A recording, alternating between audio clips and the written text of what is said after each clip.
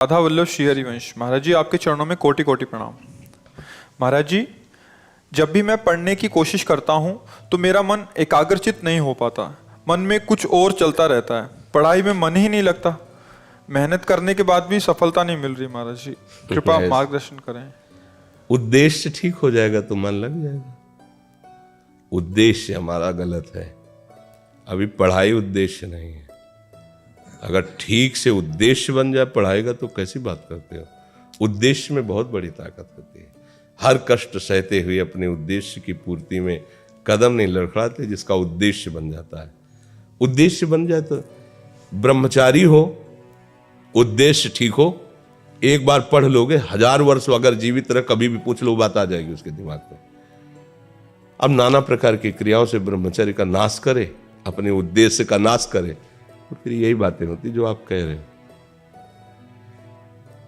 कक्षा 9 पढ़े, व्याकरण नहीं पढ़े, शास्त्री नहीं पढ़े, कहीं दूसरी जगह ऐसे नहीं गए कि बैठ के सत्संग सुन के और सीख के बोल रहे, तो भगवद आश्रित हो जाओ बस सब।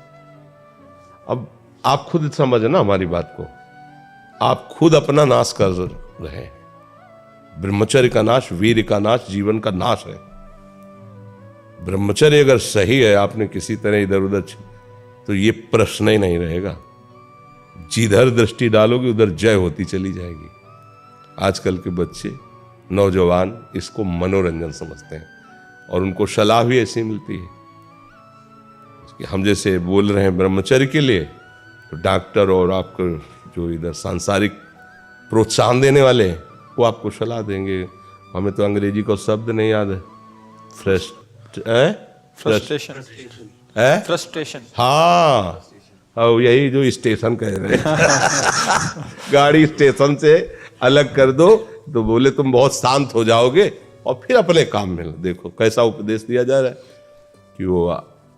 तो ये जो कमियां है ना, ये कोई भूत नहीं है जैसे लोग कहते हैं ना, पता नहीं कौन, ऐसा कुछ नहीं, गंदी आदतें हैं, इन पर संयम लाओ। आप समझ रहे, स्वीकार करते हो हमारी बात कि इसमें आपको संशय है?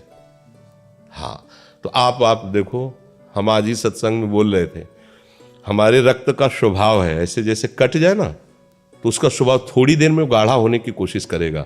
यदि कहीं फ्लो वाली नस कट गई तब तो आपको वहाँ डॉक्टरी की जरूरत है। अगर ऐसे कहीं त्वचा में ऐसे, तो उसका स्वभाव गाढ़ा हो जाना, वो थोड़ी ही देर में वो अपने आप को बांध लेगा, क्योंकि रक्त का एक स्वभाव होता है। अगर वो बाहर किसी तरह भी आया तो ठंडा होकर गाढ़ा हो जाएगा, वो रोक लेगा।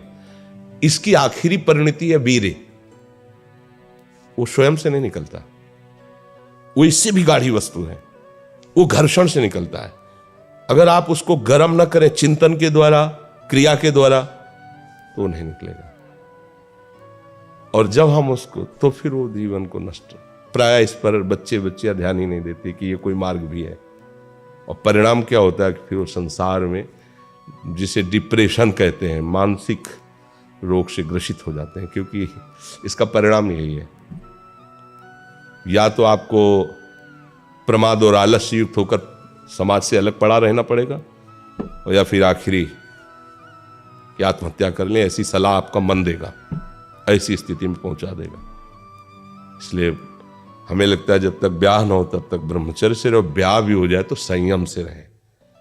ये जीवनी शक्ति है, ये किसी के साथ खिलवाड़ नहीं करना चाहिए।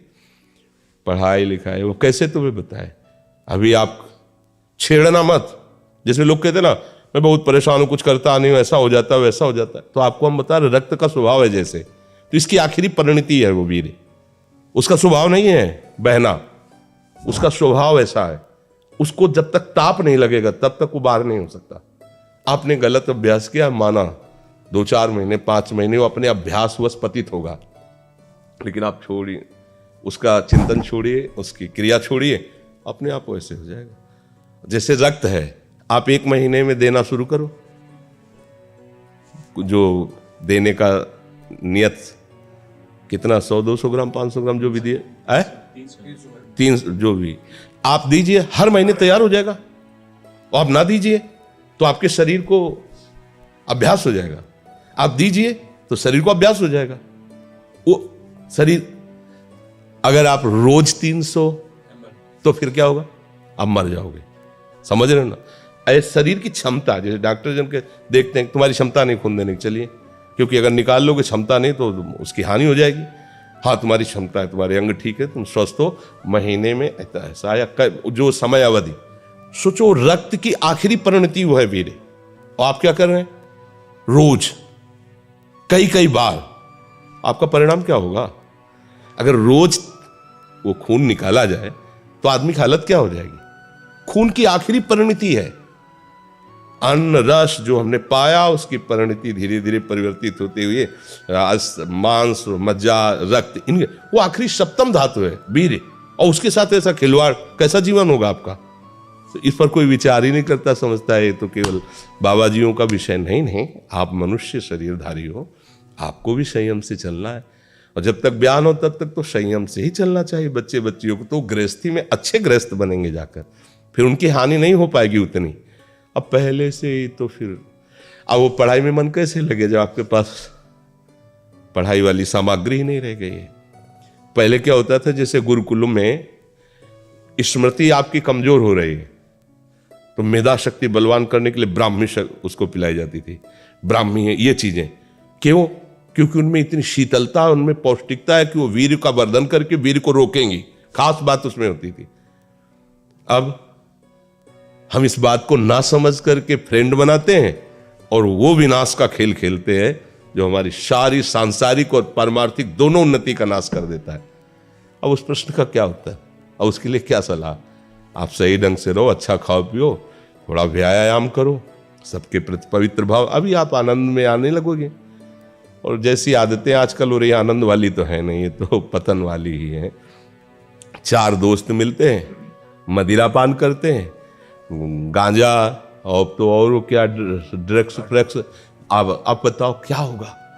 आप इतना विष डाल रहे हो अपने अंदर, इसलिए विषैली चीजें डाल रहे हो, ऐसी गंदी आदतें डाल, आपका जीवन क्या होगा? कैसा खिलवाड़ किया जा रहा है मनुष्य शरीर से, जबकि ये देव दुर्लभ देही है भगवत प्राप्ति, इसके साथ कैसा?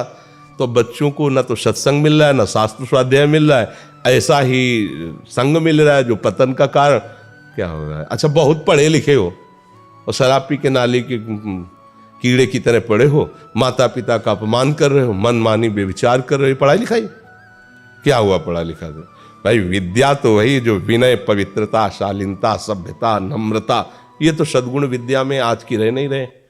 पढ़े लिखे माता पिता को ऐसे डांट देते जैसे कोई नौकर से बात करता है, हम स्वतंत्र हैं। अरे विषयों के गुलाम तू कब स्वतंत्र हो गया? स्वतंत्र तो परमहंस जन होते हैं जिन्होंने इंद्रियों को अब जीत लिया और भगवद आनंद में मस्त हो, वो स्वतंत्र हैं। इंद्रियों के गुलाम तुम स्वतंत्र हो? जो विषय जब चाहता है तुम्हें गिरा, तुम स्वतंत्र हो? माता पिता, गुरु, शास्त्र, इनकी परतंत्रता स्वीकार करने वाला ही स्वतंत्र होता है। ये मनमानी आचरण जो आजकल समाज में विस्तृत हो रहे हैं ना, ये पतन, अशांति और पाप का कारण बनते हैं, जो बहुत हानिकारक है। तो बच्चा सावधानी से रहो, जो बचा है उसको संभाल लो। जीवन जब से ज्ञान हो जाए तब से अपने को संभाल ले। भाई पूर्व में गलती हो गई, आगे सुधार लेते हैं।